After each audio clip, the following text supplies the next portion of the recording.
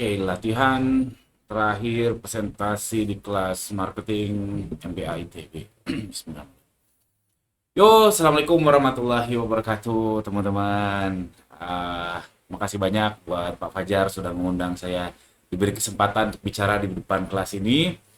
Mudah-mudahan ya mungkin 1,5 jam atau 2 jam ke depan teman-teman bisa dapat sesuatu ya dari sini. Mudah-mudahan bisa ngasih insight, bisa ngasih inspirasi, bisa ngasih motivasi dan hal-hal positif lainnya. Oke, sebelum kita mulai, kita kuis dulu. Oke, kuisnya tenang, bukan kayak kuis kuliah ya yang dapat nilai. Enggak, ini kuis dapat hadiah. Saya bawa hadiah ini sekitar ada lima, lumayan. Lumayan hadiahnya nggak seberapa sih, tapi ya lumayan namanya gratis ya nggak. Jadi teman-teman pulang dari sini, pulang dari kelas ini dapat sesuatu. Untuk 5 orang yang kuisnya paling tinggi skornya. Oke, kuisnya kita pakai Wayground atau lu disebutnya Quizzes. Oke, ini kita mainkan sekarang, langsung scan bla bla bla bla bla bla pre-memory. Oke, tepuk tangan dulu buat semuanya. Selamat ya yang dapat hadiah, lumayan. Silahkan dipergunakan.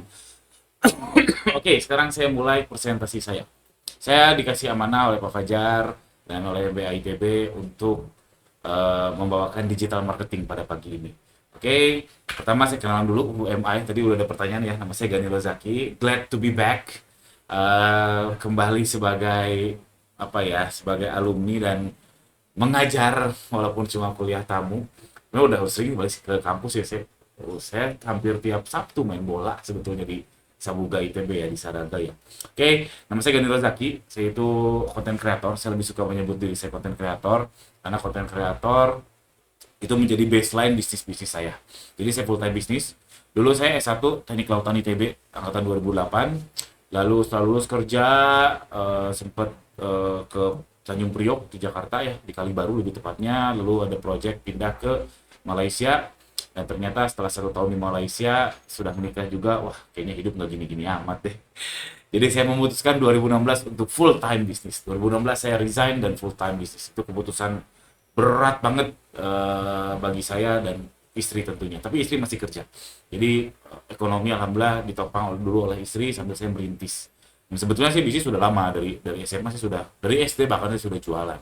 Dan 2016 saya memutuskan full time bisnis karena memang sudah ada basic. Jadi kalau teman-teman di sini yang full time bisnis jangan harap langsung bisa full time dan menghasilkan ya. Kalau bisa ya bagus, tapi secara umum tidak. Jadi saya sebenarnya udah cukup berpengalaman dalam berjualan dari SD. 2016 saya memutuskan full time bisnis. Alhamdulillah bisnisnya maju sehingga saya 2018 ikut MBA ITB ini. Saya join CCI dulu, CCI, CCE ya dulu, Creative Culture Entrepreneurship. Itu biaya dari bisnis, full time bisnis. Pembukuannya pun dibebankan saya ke bisnis di pembukuannya full saya bayar oleh bisnis saya sendiri. Lalu kodarullah lulus ketika COVID, jadi saya tidak merasakan sabuga untuk kedua kalinya. Jadi lulusnya di YouTube karena kodarullah lulus pas COVID. Itu saya alumni sini juga. Jadi kita satu alma mater teman-teman, kita satu server. Dan saya menyebut diri saya serial entrepreneur karena saya bisnisnya banyak. Walaupun kecil-kecil sejujurnya nggak ada yang segede kayak Evocery atau kayak apa ya kayak Gojek nggak ada. Kecil-kecil tapi banyak. Dan kalau di total ya alhamdulillah juga dan bisa menghidupi saya dari 2006. Istri resign 2020 kalau nggak salah. Berarti udah 6 tahun ini full time bisnis dengan anak 3. Walaupun sekarang ketar-ketir ya anak mau masuk SMP ya harus ekstra kerja keras tadi. Oke, kita lanjut ke serial entrepreneur. Jadi saya mau menyebutkan beberapa bisnis saya. Saya ada satu YouTube personal branding tadi ya, yang Gani Rozaki itu ada 44.000 subscribers. Lalu saya punya 7 English YouTube channels yang itu menghasilkan uang semuanya. Dan dolar lagi naik ini, saya ada senangnya juga karena kalau saya punya YouTube channel dan itu bahasa Inggris, uang yang didapat itu dalam bentuk dolar, teman-teman. Dalam bentuk dolar dan artinya saya gajinya lebih besar. Dan saya menggaji bawahan saya atau tim saya rupiah dan gajinya nggak naik. Jadi dolar naik bagi saya agak sedikit berkah, sedikit berkah. Jadi ini salah satu contoh channel YouTube-nya namanya Tongbos IN. Silakan teman-teman kepoin aja.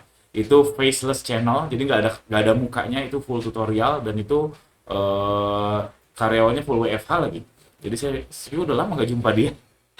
Terus saya ada tax konsultan juga, tax consultant, konsultan pajak untuk UMKM kecil lah karena eh, apa ya basic saya sebenarnya kan jualan di Shopee ya, jualan online dan saya udah tertib pajak semenjak 2000 2021 kayaknya, 2021.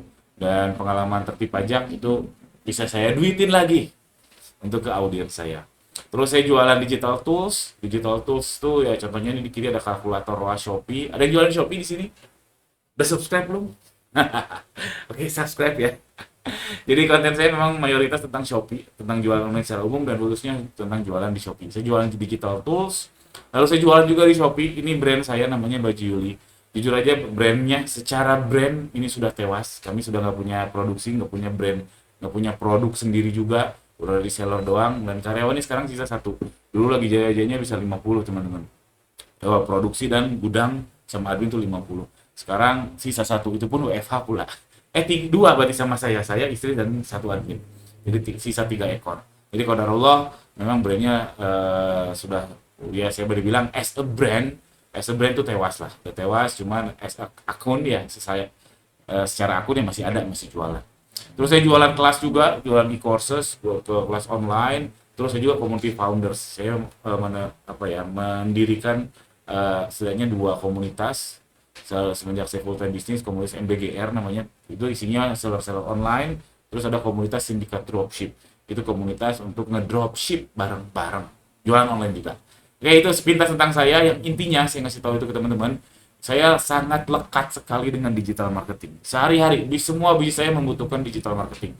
Jadi saya sehari-hari ngonten, ngiklan, terus ngonten lagi, ngiklan lagi. Ya antara dua itu kan digital marketing. Jadi teman-teman orang yang bicara di depan ini, saya berani bilang saya berpengalaman dalam digital marketing. Masalah jago atau tidak, walau alam. Jago atau tidak relatif, tapi saya berani bilang saya berpengalaman. Karena playground saya banyak, bisnis saya banyak, semuanya pakai digital marketing. Oke, lanjut ya. Jadi itu insya Allah yang bicara di depan ini insya Allah kredibel. Oke, saya mau ngasih tahu realita. Kita full English atau bahasa Indonesia, Pak Fajar? Oke ya, pokoknya ya, bahasa Indonesia ya. Jadi the new reality, distribution is the most urgent. Di era AI ini, itu distribution adalah yang paling link urgent daripada bikin produk. Kenapa? Karena bikin produk sudah mudah. Building products are easy. Terus MVP in days. Jadi yang startup MVP in days. Artinya bikin MVP sekarang cepat banget dibanding 4 tahun lalu, 5 tahun lalu. MVP itu apa? Minimum viable products.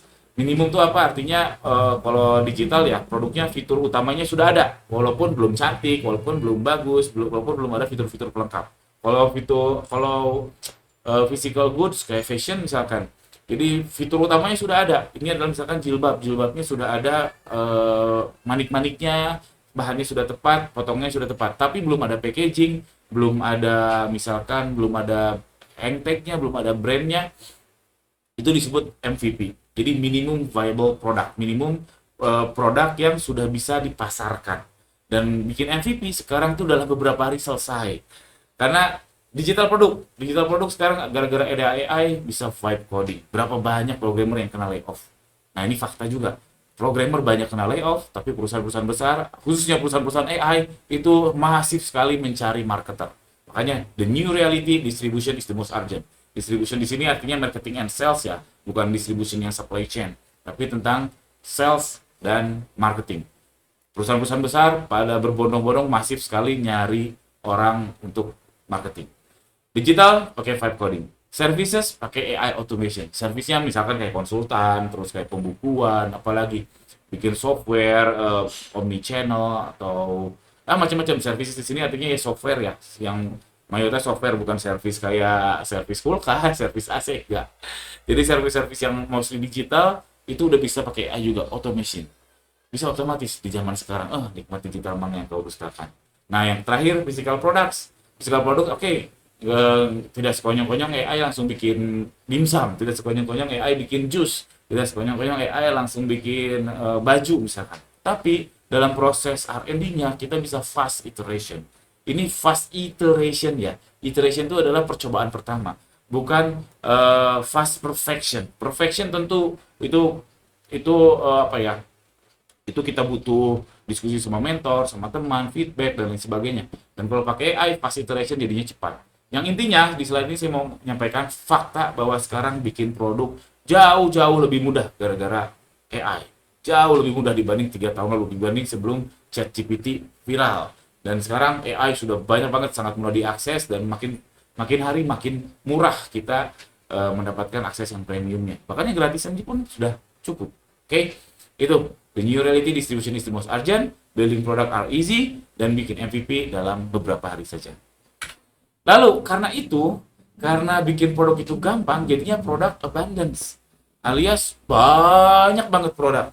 Entah itu produk apa, digital, services yang tadi saya bilang, software, atau produk fisik, sekarang jadi banyak banget. Sehingga menimbulkan noises, alias bising, karena saking banyaknya orang jadi pusing. Ini mau milih yang mana? AI aja ada banyak banget, ada ChatGPT, ada Qwen, ada Gemini, ada Claude, ada Open Cloud. Pusing karena orang yang cemplung di situ pun pusing, ini memilih yang mana. Nyobainnya butuh 3-4 hari per aplikasi, dan per aplikasi belum tentu cocok. Nyobain lagi, alias noisesnya banyak, sehingga attention is key. Apalagi di zaman VT, di zaman TikTok ini, semenjak ada TikTok, kita kan nontonnya video pendek ya, dan 3 detik awal itu menjadi penentu attention orang terhadap konten kita.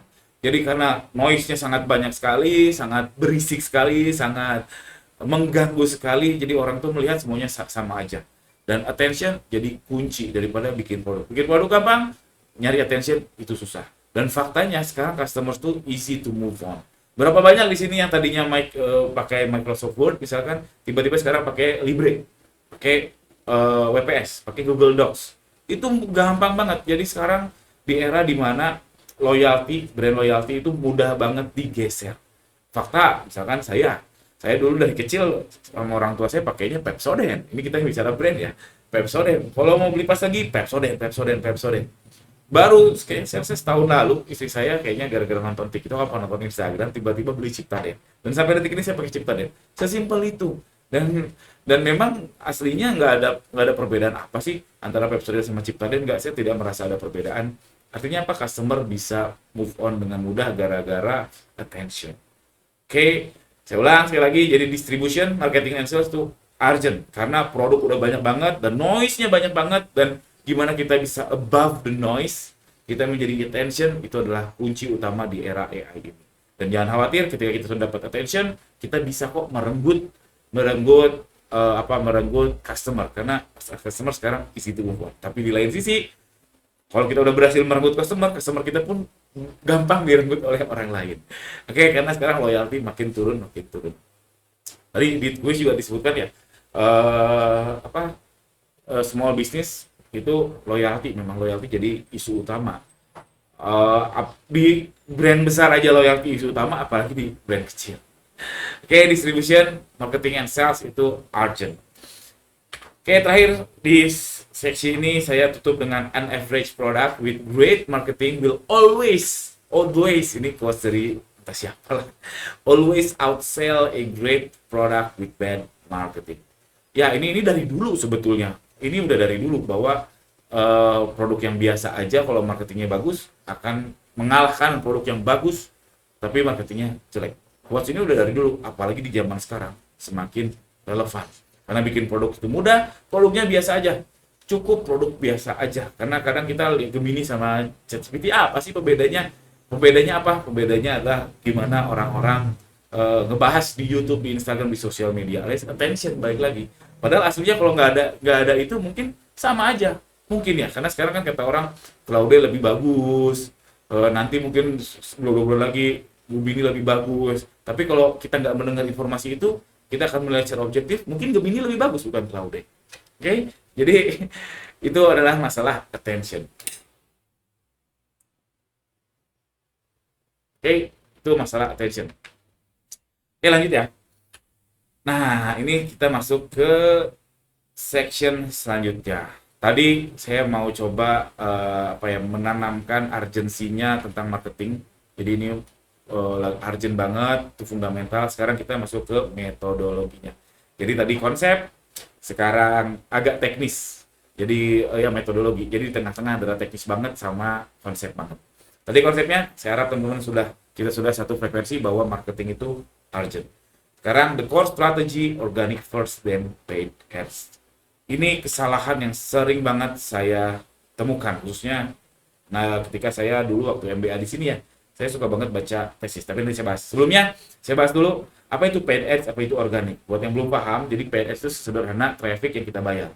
Orang nge-WhatsApp kita, orang masuk ke website kita, orang masuk ke email kita, atau check out di website kita, atau di Shopee, atau di mana. Dan kalau kita bayar, itu disebutnya paid ads. Dan kalau kita tidak bayar, itu artinya organik.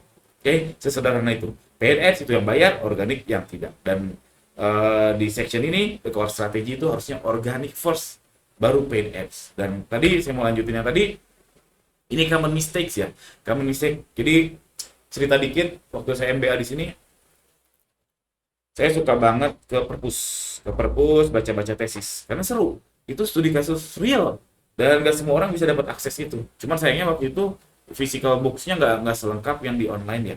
Dan waktu itu di zaman saya online-nya kadang bermasalah, password-nya harus diganti tiap bulan, kadang saya miss emailnya, nggak tahu sekarang. Yang jelas saya suka banget baca tesis. Dan beberapa tesis saya baca, conclusion-nya itu nulis kurang lebih kayak gini. I have no sales, so I need paid ads. Jadi saya belum dapat penjualan gara-gara belum beriklan. Ini bisa dibilang kurang tepat. Kenapa? Karena kalau menganggap penjualan itu hanya bisa terjadi ketika paid ads, itu salah. Karena yang tanpa iklan gak laku, bukan berarti dengan iklan jadi lebih laku. Karena apa? Karena untuk organik itu sebetulnya bukan untuk nyari sales. Jadi organik itu validasi. Jadi ini bukan tentang sales, not about sales, dan ini leverage your inner circle. Jadi organik itu kan tadi ya, tidak berbayar. Jadi organic first artinya validasi dulu. Produk teman-teman apapun itu, produk fisik, digital, atau services, apapun itu, cek dulu ke inner circle teman-teman. Cek dulu ada traction-nya nggak? Cek dulu ada yang mau nggak? Nggak apa-apa nggak ada yang beli, tapi ada traction itu udah modal bagus sebelum masuk ke paid ads. Contoh, misalkan teman-teman di sini ada yang jual dimsum. Kalau teman-teman nawarin ke kelas ini aja tidak, dan kalau ketika nawarin ternyata nggak ada yang laku, jangan harap di paid ads laku, jangan harap. Nah, dan Anda adalah ambasador produk Anda sendiri. Oke, di sini saya sebagai POV pebisnis ya, jadi mohon maaf kelas YP setahu saya arahnya sih bukan ke pebisnis ya, cuman ya nggak apa-apa. Ini saya POV sebagai pebisnis, jadi biar pakai hati gitu presentasinya ya. Jadi organik itu untuk nyari traction, untuk validasi, nomor pertama. Yang kedua untuk dapat feedback, candor feedback. Candor itu apa? Candor itu yang real feedback. Karena kalau customer beneran, katakanlah teman-teman berhasil menjual produk. Customer beneran, kalau dia benci, mayoritas kabur, bukan ngasih feedback. Tapi kalau teman kita, keluarga kita, kolega kita, harusnya kalau dia nggak suka, dia ngasih tahu, dan itu adalah obat bagus buat produk kita. Sehingga kita dapat feedback yang bagus, kita benahi produk kita, ulangi lagi cari traction, dan seterusnya muter-muter sampai siap untuk diiklankan. Siap itu kapan? Kalau teman-teman sudah yakin, sudah tidak ada lagi feedback negatif, tractionnya sudah positif, meskipun tidak ada sales. Karena masalah sales kan masalah duit ya. Oke, teman-teman di sini ditawarin dimsum semuanya, oh iya sampelnya enak, tapi nggak ada yang beli. Ya oke, itu masih jauh lebih baik daripada tidak nyobain jualan dimsum ke teman-teman sekelas ini. Oke, organic first, then paid ads. Not about sales, tapi untuk traction sama candor feedback. Nanti jika sudah teman-teman rasa matang apapun itu, traction oke, feedback sudah dikerjakan semua, saatnya baru ngiklan. Karena iklan itu seperti megafon. Iklan itu kayak mikrofon ya, atau megafon, dimana kalau suara saya jelek, saya pakai megafon bukan nggak akan membuat suara saya jadi bagus, tapi jadi keras, bukan jadi bagus. Saya tidak pakai auto tune, lain soal kalau itu. Jadi ads itu untuk scale up atau untuk scaling. Oke ya, jadi itu kaidah utamanya, ads itu untuk scaling sebagai megafon. Bukan yang tadinya saya suaranya jelek, diiklanin malah jadi bagus. Termasuk yang tadinya produk saya jelek, diiklanin malah jadi ada sales. Belum tentu, traction nggak ada, feedback juga nggak ada. Gimana bilang ini produk bagus, oke? Jadi kalau traction udah oke, feedback udah oke, baru mau berpikir untuk iklan. Dan fakta, platform itu easy. Easy itu artinya platform apapun itu ya, Meta Ads, Shopee Ads, Google Ads, PPC Ads, apapun ads itu aslinya tuh mudah. Aslinya mudah secara konsep. Mudah melakukannya, mudah menggunakannya, tapi banyak orang terlalu terjelebab ke hal teknis di platform. Ya itu memang pusing, tapi relatif jauh lebih mudah jika teman-teman sudah punya produk yang valid tadi, apalagi sampai market fit, yang sudah ada traction, itu jauh lebih mudah ngiklannya daripada produk-produk yang belum ada feedback, belum ada traction. Oke, jadi saya boleh bilang platform is easy. Get rich fast dari iklan itu namanya scam. Gak ada yang mudah. Ngiklan tidak ada yang mudah. Dan pasti teman-teman akan mengalami boncos atau yang disebut dengan rugi. Pertama ngiklan langsung gak rugi, itu namanya hoki. Faktanya saya rasa semua advertiser, semua marketer ngiklan tuh pasti pernah mengalami namanya boncos. Jadi ini ada 3 tips dari saya, teman-teman kalau sudah mulai mau mengarungi periklanan di Facebook, Meta, Google, dan sebagainya, cukup 3 ini aja sebagai pegangan teman-teman. 1, split test. Ini saya tekankan 3 kali. Kenapa? Karena split test itu adalah ruhnya jualan, ruhnya digital marketing. Karena kita bisa testing, misalkan kita launching iklannya kita bisa bikin 3 iklan dengan ada satu variabel yang berbeda. Dari 3 iklan tersebut, mana yang bagus lanjutkan, mana yang jelek tinggalkan. Kalau di offline nyaris nggak bisa. Kalau kita pasang banner di misalkan di jalan besar di Kemang di Jakarta, bannernya kan cuma satu. Mau A/B test gimana? A/B test minggu ini bannernya gambarnya cewek, minggu depan gambarnya cowok, minggu depannya gambarnya nenek-nenek misalkan. Terus dianalisa, itu waktunya berbeda, nggak bisa A/B test karena ini minggu pertama mungkin pas cewek orang-orang baru selesai gajian, minggu kedua cowok orang-orang udah nggak ada gajian, minggu ketiga nenek-nenek gara-gara orang long weekend. Itu berbeda. Jadi di offline tuh nyaris nggak bisa split test. Kalau di online tuh bisa split test. Atau bahasa lainnya A/B test. Jadi lakukan split test secepat mungkin, sebanyak mungkin. Masalah banyak itu tergantung uang. Karena setiap satu testing pasti membutuhkan budget. Oke? Dan kalau sudah split test, kaidah selanjutnya sangat sederhana sekali. Trim the fat, double down on what works. Double down on what works itu artinya lanjutkan yang bagus. Dari misalkan split test nih meluncurkan 10 iklan. Dari 10 iklan, mana yang jelek? Atau urutkan dari 10 itu, dari yang terbaik sampai yang terjelek. Buang fatnya, buang yang jelek. 7 ke bawah, buang misalkan. Dari 4, 5, 6, sampai 10 ranking terjelek, buang. Sisa 3, lanjutkan. Nah, yang jadi repot kadang kalau kita split test, jadi ini fakta, 10-10-nya jelek. Nah, di sini poinnya bukan jelek atau bagus, tapi ranking. Jadi jelek atau bagus itu bukan kayak 0-1, tapi ada yang jelek karena itu kadar sekian. Makanya di ranking. Misalkan dari 10 iklan, terus urutkan dari yang terbaik sampai yang terjelek. 7 terakhir, buang. 3 terbagus, double down. Alias budget yang tadinya untuk 7 itu dialihkan ke yang 3. Nah, nanti yang 3 itu pun belum tentu semuanya bagus. Bisa sisa 1 atau bahkan semuanya nggak menghasilkan. Dan kalau itu terjadi, split test lagi, ulangi lagi, dan seterusnya. Itu namanya proses iterasi. Dan itu fase yang wajib dilalui oleh semua marketer online, digital marketer. Buang yang bagus, buang yang jelek, lanjutkan yang bagus. Dan yang terakhir, tipsnya adalah make the low. Jadi setiap teman-teman melakukan perubahan, entah di iklan manapun ya, ini catat ya, make the low, mencatat. Teman-teman melakukan apa, hasilnya apa. Teman-teman hari ini melakukan apa, terus hari ini apa yang dievaluasi, hasilnya apa, minggu depan cek lagi, dari strategi yang minggu lalu, hasilnya apa, dan seterusnya. Catat yang rapi. Bukan hanya di pikiran. Kenapa penting mencatat? Karena kita bisa co-create with AI. Dari semua catatan itu bisa kita diskusikan dengan AI. Dan catatannya harus compounding, alias buku catatannya harus terrecord terus dari awal teman-teman mulai ngiklan. Karena dari situ AI akan bisa mempelajari konteksnya, akan lebih ciamik. Karena dia akan tahu ketika Anda melakukan apa, hasilnya apa, Anda akan melakukan apa, hasilnya apa, bisa cross reference. Sehingga strategi yang berhasil bisa diduplikasi untuk strategi kedepannya, strategi yang jelek AI akan tidak menyarankan hal tersebut. Oke, ini adalah konsep sederhana sekali untuk bisa sukses di platform apapun. Saya tidak akan bahas detail tentang iklan Facebook, iklan Google, karena nggak akan cukup ya waktunya, karena itu hal yang teknis sekali, kayak tombol-tombol yang jelas nggak mungkin di kelas seperti ini. Saya review sedikit, platform is easy, yang nggak perlu takut, karena aslinya gampang, dan kalau teman-teman mengalami keboncosan, itu hal yang wajar. Camkan 3 hal ini, split test, buang yang jelek, lanjutkan yang bagus, catat. Oke? Alhamdulillah. Dan ini seksi terakhir, ini lebih teknis lagi, dan menurut saya di era digital marketing, di era tadi noise-nya sangat banyak sekali, di era bikin produk itu gampang sekali, omni solusinya apa? Personal branding. Dari personal branding membangun trust, dapat attention dan membangun trust dan meningkatkan harapannya personal branding meningkatkan loyalty. Apapun itu, apapun produk teman-teman, apapun personal teman-teman, itu bisa dikaitkan. Saya pengen personal branding soal masak, tapi saya jualan fashion, itu bisa dikait-kaitkan kok, asalkan sudah punya audience. Oke, kita akan selami lebih dalam ya. Ini saya cerita dulu.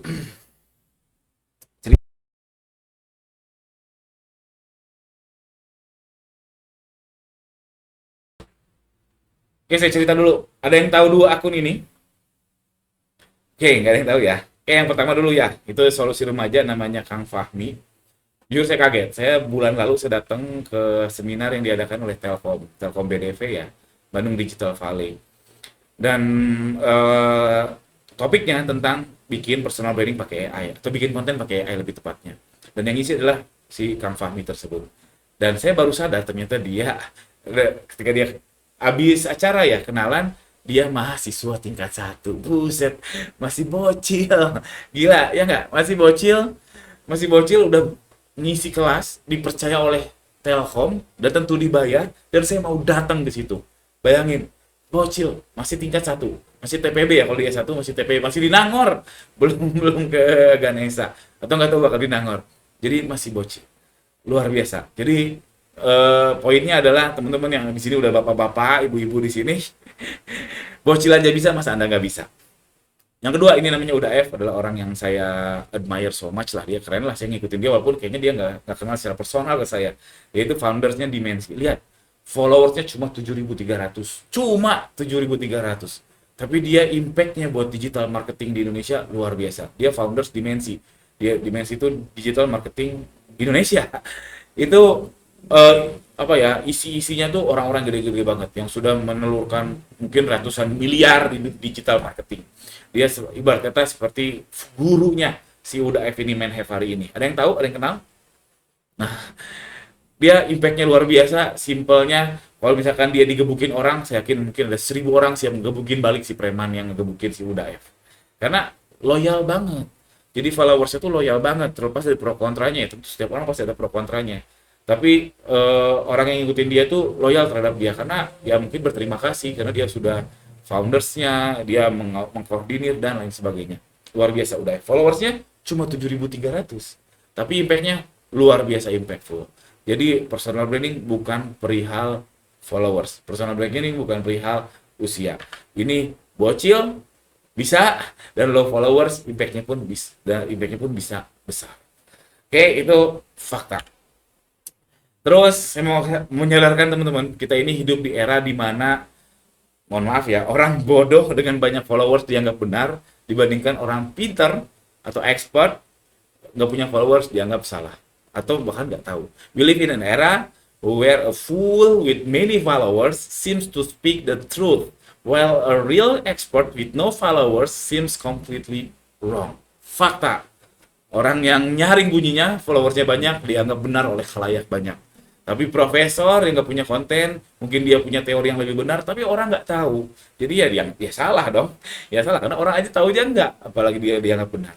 Jadi poinnya adalah, expert should make content. Saya rasa bikin konten sudah menjadi kewajiban untuk seluruh manusia di bumi. Apalagi yang punya expertise. Dan di sini teman-teman diamanahi punya kemampuan ilmu di MBA. Menurut saya teman-teman lebih baik teman-teman Anda di sini yang bikin konten tentang manajemen daripada orang yang tong kosong nyaring bunyinya. Karena fakta kan ya, fakta orang yang punya followers, keilmuannya yang nggak jelas, tapi banyak dipercayai orang. Sehingga mengubah course, mengubah standar kebenaran. Dan saya mendukung sekali waktu itu ada yang ngasih saran harusnya bikin konten itu menjadi mata kuliah di S1. Dulu waktu saya lulus ya, ada mata kuliah wajib coding. Waktu itu saya nggak dapat coding waktu saya kuliah S1. Setelah saya lulus 2 tahun 3 tahun, seluruh mahasiswa dapat wajib mata kuliah coding. Dan menurut saya sekarang, kalau saya boleh berandai-andai ya Pak Fajar, mohon maaf, saya rasa S1 ya, khususnya S1 harus ada mata kuliah bikin konten. Karena tadi, jangan sampai kebenaran dikuasai oleh orang-orang yang tong kosong nyaring bunyinya. Lah, si tong kosong nyaring bunyinya itu kok bisa mendefinisikan kebenaran? Kenapa? Karena ada trust di situ. Balik lagi, personal branding itu membangun trust. Walaupun isinya ngaco, tapi kalau orang udah percaya, impact-nya bisa bagus. Jadi, saya Omni Solution di sini mau jualan apapun, teman-teman bangun personal branding. Karena personal branding dapat trust dan itu good. Good meskipun tuang kosong nyaring bunyinya. Meskipun ilmunya kopong, meskipun teman-teman nggak pernah mengalami langsung, tapi kalau personal branding teman-teman jalan dan trustnya sudah terbentuk itu good.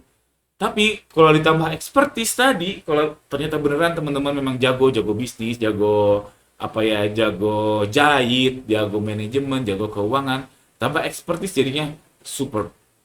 Super itu kan singkatan dari super banget. Enggak lah, super.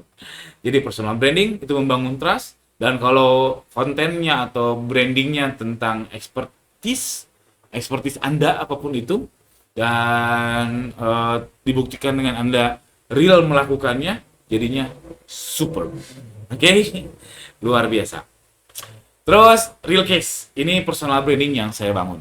Ini real case saya, yang tadi saya bilang sampai superb itu karena saya bikin konten dan trust kebangun, dan saya mempraktekkan apa yang saya kontenin. Jadi saya tuh punya 44.000 subscriber, cuma tuh 44.000 dalam tanda kutip ya, subscribers di YouTube. Terus saya arahkan subscriber tersebut ke funnel selanjutnya, yaitu ke Telegram sama ke WhatsApp group. Jadi di Telegram itu kurang lebih ada 3.000 orang, dan kita melakukan weekly Zoom untuk diskusi apa aja. Kita diskusi tentang jualan online, dan hasilnya kita sering ngumpul, banyak banget benefit yang saya dapat dari situ, dapat partner, dapat kenalan, banyak banget, dan brand saya pun naik. Terus di WhatsApp group ini agak terpisah, saya ngadain namanya daily call.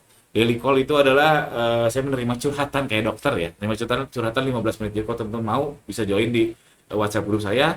Terus dari situ saya jualin masuk ke komunitas yang berbayar, namanya Sindikat Dropship.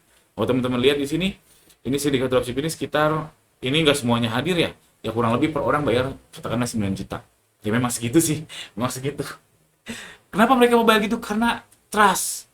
Bukan karena saya yang paling jago dalam jualan online, tapi karena trust. Dan saya melakukannya. Saya melakukan jualan online juga, meskipun ya nggak besar-besar amat. Tapi karena trustnya sudah terbangun dan saya benar melakukan, itu expertise saya, sehingga jadinya superb. Saya bisa menguangkan trust tersebut menjadi uang buat saya. Ini real case. Dan kalau teman-teman lihat, ini ada Telegram, WhatsApp group, kuncinya adalah leads magnet. Kenapa orang mau join? Joinnya kenapa? Karena ada heartbeatnya. Heartbeatnya yaitu weekly Zoom sama daily call. Kalau teman-teman oke, arahin ke WhatsApp group, terus cuma dipromoin aja. Jangan harap. Harus ada take and give-nya. Nah, buat saya, sesederhana saya bikin weekly Zoom sama daily call. Itu heartbeatnya, detak jantungnya. Dari sini, saya bisa menguangkan banyak. Dan hati-hati, jangan terlalu jangan terlalu berharap untuk mencapai hal ini itu jadi mudah, karena nobody says it was easy. Ini personal branding memang omni solution, tapi bukan yang mudah, sangat-sangat tidak mudah. Saya membangun personal branding dan hanya 44.000 subscriber itu butuh, saya mulai konten itu dari MBA memang. Berarti 8 tahun. Tapi ini jadi baseline saya jualin apapun, jualan apa, itu jadi baseline saya, personal branding saya menjadi baseline untuk bisnis saya. Nobody say it was easy, tapi ini fakta, ini adalah omni solution. Makanya membangun personal branding itu beriringan sama membangun bisnis branding atau jualan, ya bisnis apapun itu. Tapi kalau tidak dimulai sekarang, dimulai kapan lagi? Jadi audience first, money follows. Jadi saya itu menganut community marketing ya. Itu teori banyak sekali, yang dimana saya membangun audience dulu, baru dijual-jualin. Dan itu memang works banget. Dan kita terkenal dulu, simpelnya terkenal dulu, cuan kemudian. Yang penting terkenal dulu, nanti bisa cuan kok. Meskipun teman-teman personal brandingnya tentang awalnya tentang joget-joget, misalkan tiba-tiba ujungnya apa, itu nggak masalah. Yang penting terkenal dulu, nanti uang akan ngikutin. Dan meskipun nobody says it was easy, tapi start someday bukan pilihan. Start now. Jadi dari sekarang, karena nyicilnya lama. Bisa 1 tahun teman-teman bisa membangun personal branding yang cukup kuat, artis sampai trust lah, trust 10 orang, trust kepada Anda itu 1 tahun menurut saya udah oke banget, udah oke. Dan saya butuh 8 tahun untuk dapat sekitar 3.000-an member ya. Dan itu gak semuanya trust juga, mungkin yang betul-betul trust cuma 100 mungkin. 100 yang betul-betul trust yang tadi Saking trustnya dia bayar saya 9 juta untuk join komunitas. Itu trust penting sekali. Start now, bukan start someday. Saya rasa personal branding ini udah ada banyak di benak teman-teman, bapak-bapak, ibu-ibu di sini, dan apa ya? Dan kalau masih menunda-nunda, wah telat banget. Saya yakin di sini pasti ada yang sudah memulai. Pasti ada yang sudah memulai. Good, berarti kita sudah duluan. Oke. Oke, final takeaways-nya. Satu, fokus on distribution. Distribution di sini sales dan marketing. Produk gampang. Dua, riding the wave. Oke, meskipun produk gampang, riding the wave teman-teman. Lagi trennya apa, lagi ramenya apa, kayak sekarang contohnya lagi rame yang dolar-dolar ya, riding the wave aja. Lagi ramenya apa, cobain bikin konten itu atau jual produk tentang dolar-dolar itu, walau. Yang ketiga, paid ads are easy. Teman-teman jangan terperosok terlalu pusing mikirin Facebook ads gimana, Meta ads gimana, Google ads gimana. Tenang, itu aslinya mudah. Teman-teman lalui dulu tadi fase organik tadi, fase validasi, fase traction, dan fase render feedback. Terus validate before ads, yang tadi ya saya sudah sampaikan. Yang kelima, audience first. Bangun dulu audience, baru jual-jualin atau beriringan. Sambil bangun brand produk, brand personal juga dilakukan. Dan start making content today. Jangan lama lagi. Itu aja dari saya. Terima kasih banyak. Mudah-mudahan menginspirasi. Ini nama kotak saya. Ada website saya juga, cek di ganjarozaki.com kalau mau join tadi WhatsApp group. Terima kasih. Sekarang kita tanya jawab dikembalikan kepada Pak Fajar. Silakan Pak Fajar. Alhamdulillah.